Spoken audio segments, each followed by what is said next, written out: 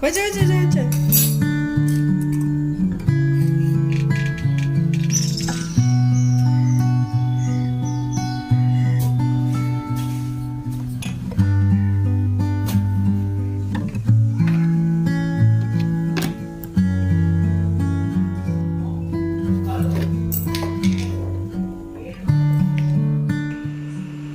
Good afternoon, সবাই কেমন আছো? আশা করছি ভীষণ ভালো আছো। তুলি সংসারের সবাইকে অনেক অনেক ওয়েলকাম। চলে এসেছি আবার একটি নতুন ব্লগ নিয়ে। আর আজকের ব্লগটা আমি বিকেল থেকে শুরু করছি, সবাই দেখতে থাকো। আশা করছি আজকের ব্লগটাও তোমাদের খুব ভালো লাগবে।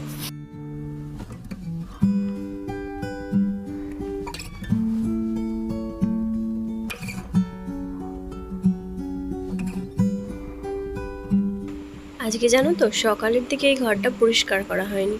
মানে আমার বিনিশোনা অনেক পরে ঘুম থেকে উঠেছিল, আরও ওঠার পরে আমি এটা ওটা সেটা করছিলাম, মানে রান্না বান্না এসব করছিলাম। তারপর ওকে তো কিছুটা সময় দিতে হয়, সেই সব করে আমার আর এই ঘরে বিছানাটা সেরকমভাবে গোছানো হয়ে ওঠেনি। ওই যা হোক, বালিশগুলো একটুখানি এদিক ওদিক করে রেখে দিয়েছিলাম।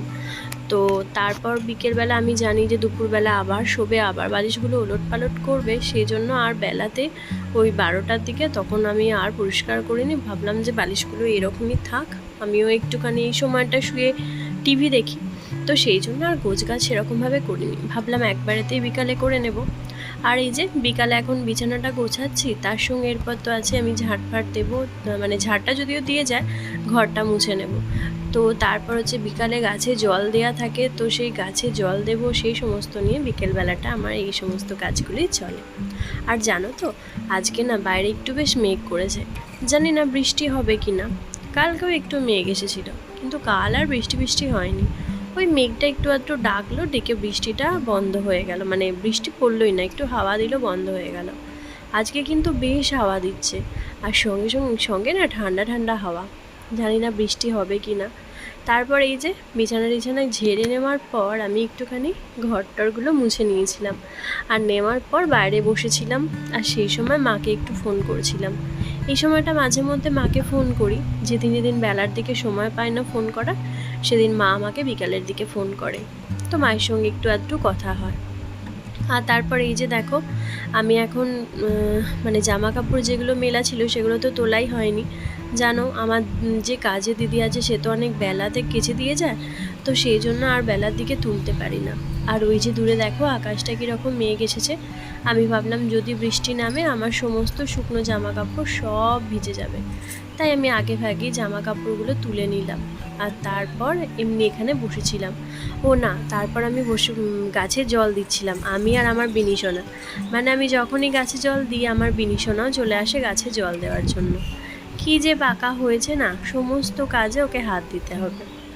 আর এই যে জামা কাপড়গুলো এখন তুলে নিচ্ছি। বাইরে ওয়েদারটা কিন্তু বেশ ভালো লাগছে, বেশ সুন্দর মেঘ উঠেছে, আর সঙ্গে সুন্দর হাওয়া।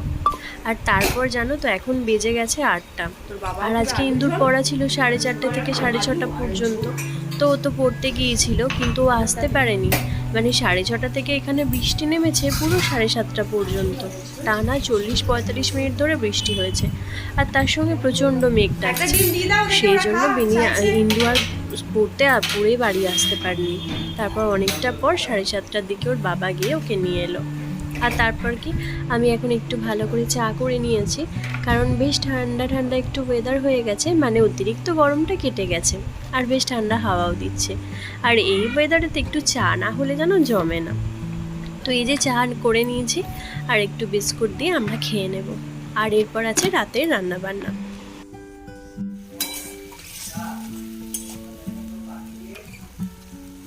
আর জানো তো, আমি বিকালে ভাতটা বসিয়ে রেখেছিলাম, ভাবলাম যখন এত গরম করছে তখন একটুখানি জল ঢালা ভাত খাবো, মানে এত গরমে আর টিকতে পারছি না।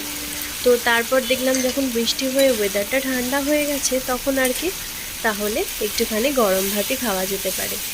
আর এটা ছিল মঙ্গলবারের দিনে, মানে মঙ্গলবার বিকালের ব্লগ।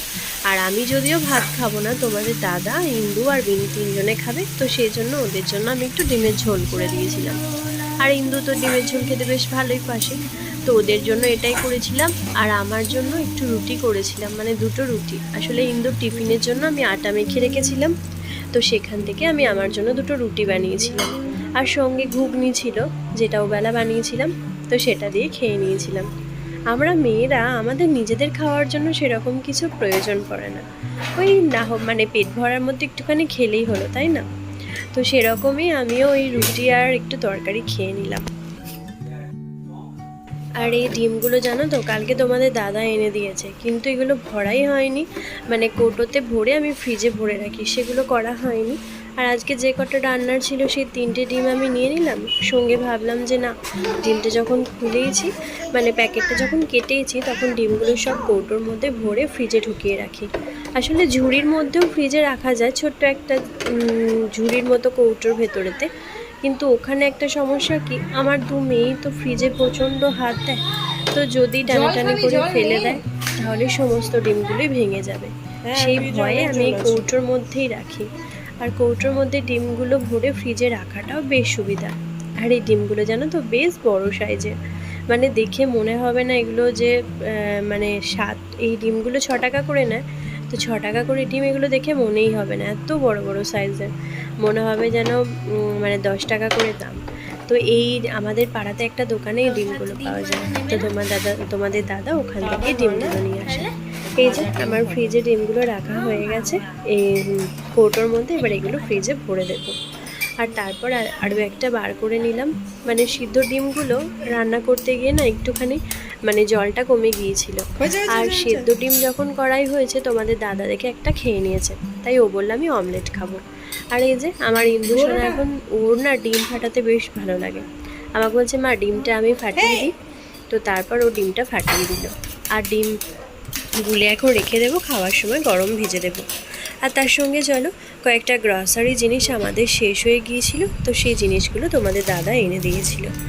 এই যে কিছু কিছু জিনিস জানো তো, মাস খাবারই জিনিস নিয়ে এলেও কিছু কিছু জিনিস কয়েকটা দিন মানে আগেই শেষ হয়ে যায়, তো তখন আবার আনতে হয়, সেই জন্যই। আর চানাচুরটা আমাদের সেরকমভাবে খাওয়া হয় না, মাঝে মধ্যে খাওয়া হয়, তাই মাঝে মধ্যেই আনা হয়। আরও একটা ভুল হয়েছে কি জানো, ওকে আমি নুনের বদলে চিনি আনতে বলে দিয়েছি, এটা হচ্ছে আমার ভুল।